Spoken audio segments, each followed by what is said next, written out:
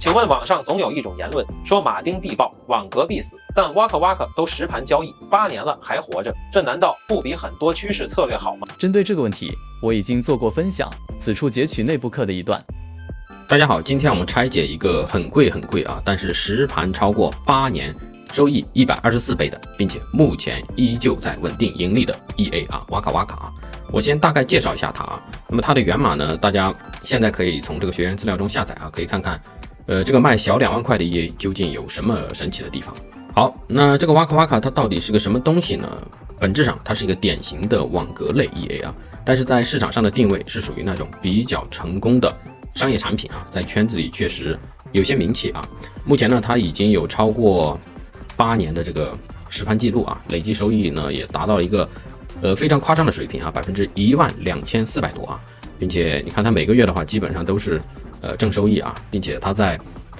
MQL5市场上的这个售价真的不低啊，2800美刀啊，接近2万人民币了。这个价格在 MT5 商城里面算顶流价位了，而且它还只是账号的一个使用权啊。那么它主打的货币对是3个啊，是3个，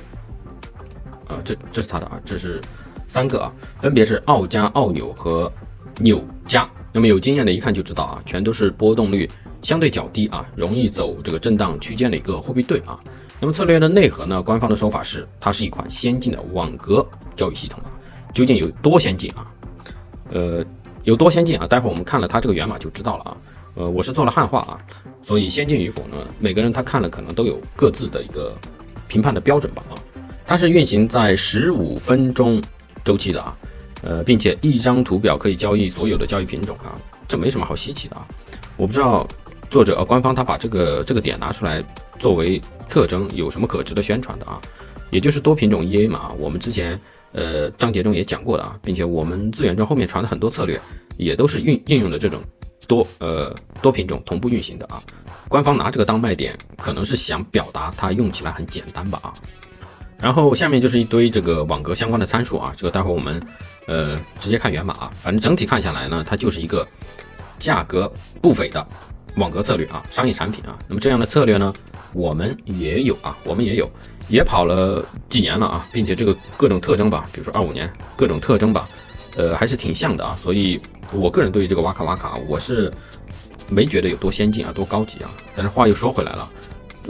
这可能是一种知识诅咒啊，就是当你自己也写过类似的这个东西之后啊，你就很难理解这种高价需求啊。但是毕竟人家这个作者李申科啊，他是这个 MQL5 市场的头部玩家了啊，顶流高手啊，所以我个人的一个主观感受吧，我们就先放一边啊。我尽量客观的去看待它啊，我尽量客观啊。好，那么大家初步了解之后呢，我们先来看一个问题吧，我们通过这个问题来阐述一些我个人的观点。好，首先我们把它拆解成2个观点啊，就是第一，马丁必爆这句话啊，那么它在某种意义上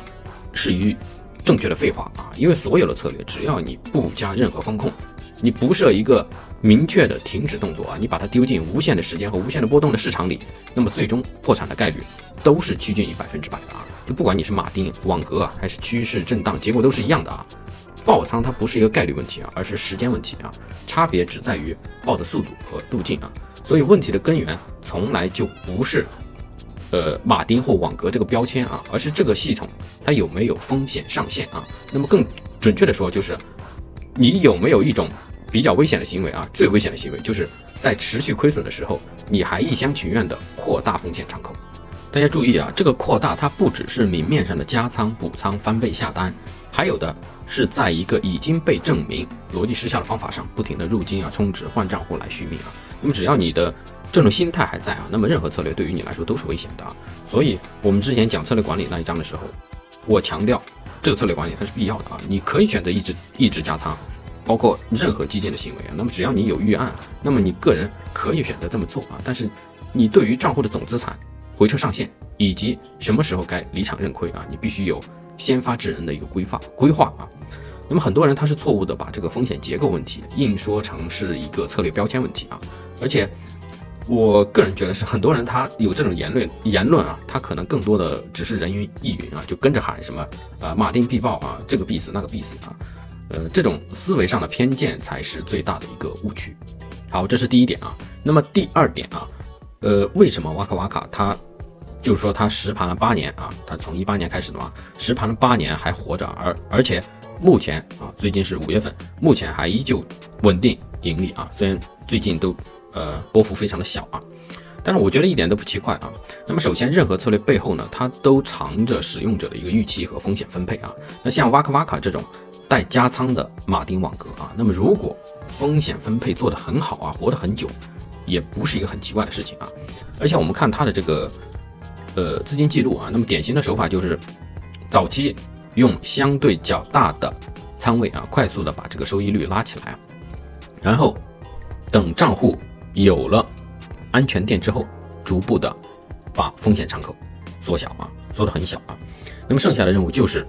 活着啊，并维持一个不太起眼的月收益啊，只有这样才活得久啊。那么有人会说，他可不只是活得久啊，而且他收益很高啊。但是我个人说实话，我觉得这种高的收益其实并没有那么难做啊，因为你初期猛冲嘛啊，后面它只是苟住啊，这一点都不奇怪啊。因为我们个人也有类似的这个 EA 啊，那么通用网格那一张我讲过的啊，那么虽然它这个时间没有瓦卡瓦卡这么久啊，但是整体特征还是很相似的啊，只不过我们是处于不同的时间阶段吧，所以我们对于重仓的态度啊，以及它的这个保守程度是不一样的啊，但是路数基本上都是一样的啊，都是反正都是一开始风险会给的很大，那么账户起来之后有安全边际之后，我们会越来越趋近于保守啊，那么后期它只要能维持个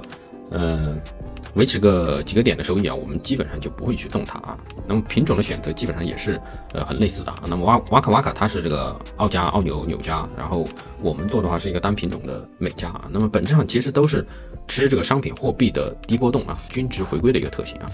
那所以结论其实很简单，不是说马丁网格这些它活不了啊，而是没有停止机制、没有风险上限的系统活不了啊。那瓦卡瓦卡它之所以说目前还没有出现这种必爆的趋势啊，那么恰恰是因为它现在可能早已经不是纯粹数学意义上的马丁啊，而是被人为套上了限制和干预啊，所以真正决定生死的不是说策略的类型，而是你对于风险啊有没有踩刹车的意识。好，那么接下来我们就来详细学习一下这个瓦卡瓦卡啊，刚好我们有它的源码啊。其实一开始我都没想讲它，因为我觉得没有必要啊。我们之前讲通用网格那一章的时候，我个人的想法已经说得很明确了啊。但是考虑到它作为一个商业EA，它做的挺不错啊，比较出名，知名度挺高啊。我记得刚开始的时候，在 EA 排行榜上，就是 MT 官网的 EA 排行榜啊，也是霸榜过很长时间的啊，卖的还那么贵啊，评分也还行，再加上8年的一个实盘统计记录啊，所以这里面或多或少它肯定有值得我们学习的地方啊。不管我们做了多久，始终要有一个谦逊的态度嘛，它肯定有做的比我们好的地方啊，那我们就看一看啊。但是正式看源码之前呢，有几点我要提前说明啊。首先第一啊。